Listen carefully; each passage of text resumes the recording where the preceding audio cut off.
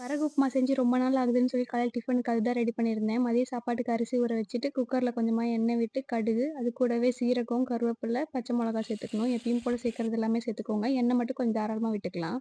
கூடவே நறுக்கி வச்சிருக்க சின்ன வெங்காயம் சேர்த்துக்கலாம்.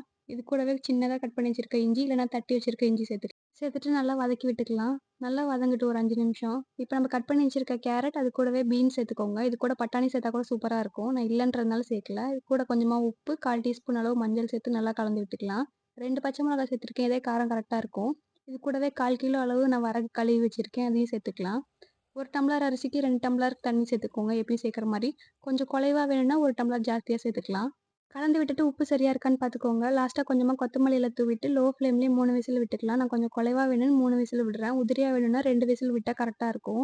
பாருங்க எவ்வளோ சூப்பரா ரெடி ஆயிடுச்சுன்ட்டு. அவ்வளோதான் சூப்பரா சாப்பிட்டுக்கலாம். சட்னி இருந்தா கூட சூப்பரா இருக்கும். மதியத்துக்கு கத்திரிக்காய் குழம்பு செய்யலான்னு சொல்லி எல்லாமே கட் பண்ணி வச்சுட்டேன்.